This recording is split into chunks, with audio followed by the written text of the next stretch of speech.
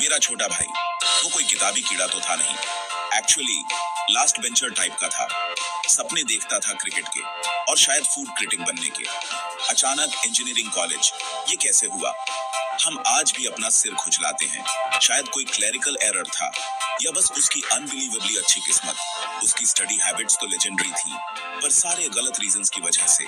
Text books तो उसके लिए बढ़िया तकिए थे और मैगी नूडल्स उसका मिडनाइट स्टडी फ्यूल। एग्जाम्स मतलब प्रिपरेशन से ज्यादा प्रार्थना। भगवान से बार्गेनिंग करता था, इस बार पास करा दो, 2 नारियल चढ़ाऊंगा।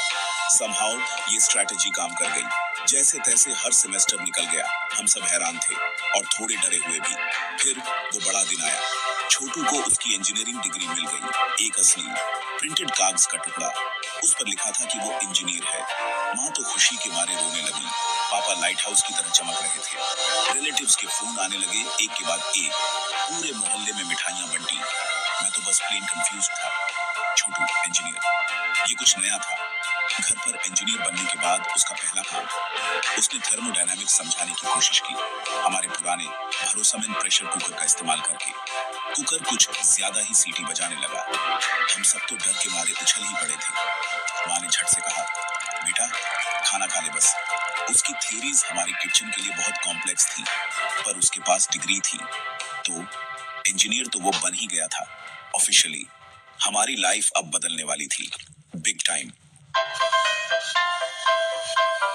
अचानक छोटू हर प्रॉब्लम का सॉल्यूशन बन गया। घर की हर छोटी मोटी प्रॉब्लम का। मिक्सर ग्राइंडर ने काम करना बंद कर दिया, छोटू को बुलाओ, वो इंजीनियर है।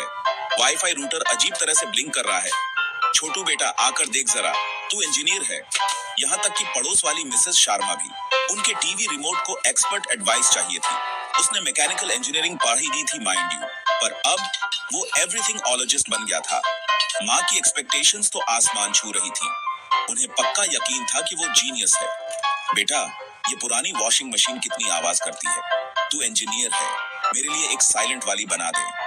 उसने स्पेशलाइजेशन के बारे में समझाने की कोशिश की, और ये कि ये उसकी फील्ड नहीं है। माँ बस प्यार से मुस्कुरा देती, मुझे पता है तू कर सकता है, मेरा टैलेंटेड बेटा। बेचारा छोटू, प्रेशर जबरदस्त था। वो स्ट्रेस दिखने लगा था, या शायद बस स्लीपी। पापा के प्लान्स तो और भी ग्रैंड और एम्बिशियस थे।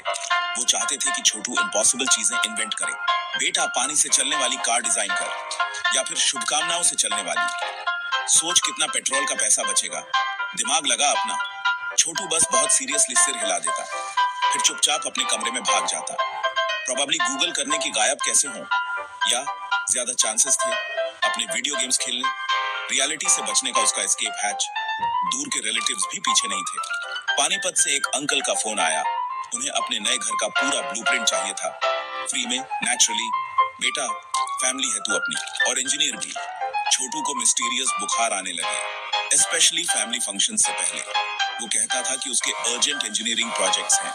हमें पता था कि वो प्रोबेबली किसी गेम बॉस को हराने की कोशिश कर रहा है, पर इंजीनियरिंग प्रोजेक्ट सुनने में कितना अच्छा लगता था। मेरी लाइफ ने भी एक फनी टर्न लिया। मैं बन गया द इंजीनियर्स ओल्डर ब्रदर। अचानक टेक्निकल मामलों पर मेरी राय बेकार, एब्सोल्युटली बेकार।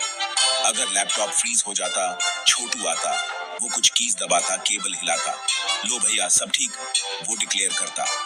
मैंने शायद वही सेम चीज सजेस्ट की होती 5 मिनट पहले। कोई फायदा नहीं। पर वो इंजीनियर था, उसका टच तो गोल्डन था। हमारे भाई भाई के झगड़े इवॉल्व हो गए, उनमें एक नया टेक्निकल फ्लेवर आ गया। वो कॉम्प्लिकेटेड इंजीनियरिंग टर्म्स यूज करता। भैया इस सैंडविच की स्ट्रक्चरल इंटेग्रिटी कॉम्प्रोमाइज्ड है। मैं जवाब देता, चुपचाप अपना लंच कर मिस्टर एक्सपर्ट। वो कहता कि मैं कॉम्प्लेक्स सिस्टम्स नहीं समझूंगा। मैं कहता कि उसे बेसिक क्लीनलीनेस समझ नहीं आती। हमारी यूजुअल नोकझोंक ही थी, पर अब उसमें एडेड साइंटिफिक नॉनसेंस था, जो ऑनेस्टली इसे और भी फनी बनाता था। कभी कभी वो सॉल्यूशंस इंजीनियर करने की कोशिश करता, मेरी नॉन इंजीनियरिंग प्रॉब्लम्स के लिए। मेरे फोन की बैटरी जल्दी ड्रेन हो रही है भैया, मुझे इसकी एनर्जी मैट्रिक्स रिकैलिब्रेट करनी पड़ेगी। असल में वो बैकग्राउंड एप्स बंद करता था, पर सुनने में इनक्रेडिबली सोफिस्टिकेटेड लगता था। मानना पड़ेगा, वो इंजीनियरिंग स्पीक की आर्ट में मास्टर बन रहा था। वो भी अपने आप में एक स्किल थी, आई सपोज, एक इंजीनियर के लिए बहुत यूजफुल स्किल। पर फिर कुछ मोमेंट्स एक्चुअल ब्रिलियंस के भी थे। मेरा पुराना प्यारा लैपटॉप आखिरकार मर गया। मैंने सारी उम्मीद छोड़ दी थी। छोटू ने उसे खोला, उसके साथ छेड़छाड़ की। घंटों तक उसने टूल्स और वायर्स के साथ काम किया और फिर जादू की तरह वो वापस जिंदा हो गया।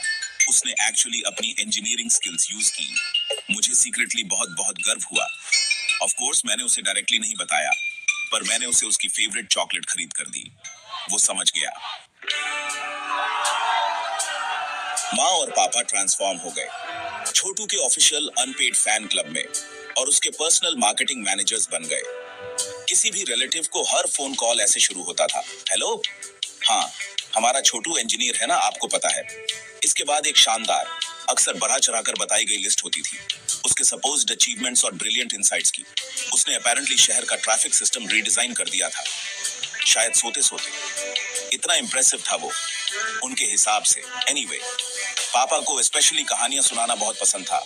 सोशल गैदरिंग्स में वो जोर से कहते, छोटू कल मुझे न्यूक्लियर फ्यूजन समझा रहा था, सो कॉम्प्लेक्स पर वो इतनी आसानी से समझाता है। रियलिटी में छोटू प्रोबेबली समझा रहा होता था अपनी लेटेस्ट साई-फाई मूवी मैराथन का प्लॉट, पर पापा का वर्जन हमेशा ज्यादा ड्रामेटिक होता था।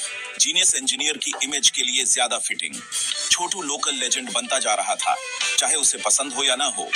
माँ ने छोटू को सभी फेमस इंजीनियर्स से कंपेयर करना शुरू कर दिया। न्यूटन, आइंस्टाइन, वो जिसने बड़ा डैम बनाया था। शर्मा जी का बेटा भी इंजीनियर है, सुना है, पर हमारे छोटू में वो स्पेशल स्पार्क है, समझे आप। शर्मा जी के बेटे के पास प्रोबेबली एक स्टेबल जॉब थी और एक 5 ईयर प्लान। छोटू अभी भी अपना नेक्स्ट गेमिंग सेशन प्लान कर रहा था, पर माँ का विश्वास अटूट था। वो पहाड़ हिला सकता था, या कम से कम फॉल्टी टोस्टर्स तो ठीक करवा ही सकता था। गैप 2S छोटू की नानुकुर वाली हेल्प से ये सब इनक्रेडिबली फनी था और एक अजीब तरीके से काफी स्वीट भी। छोटू अक्सर आंखें घुमाता था, उनकी एंथुसियास्टिक ब्रैगिंग पर बड़बड़ाता था, पर सीक्रेटली हम सब जानते थे कि उसे ये पसंद था, बस थोड़ा सा। हमारा छोटू द एक्सीडेंटल इंजीनियर। घर अब डेफिनेटली ज्यादा क्योटिक हो गया था। टेंशन सच में डबल हो गई थी, पर हंसी भी डबल हो गई थी। एंड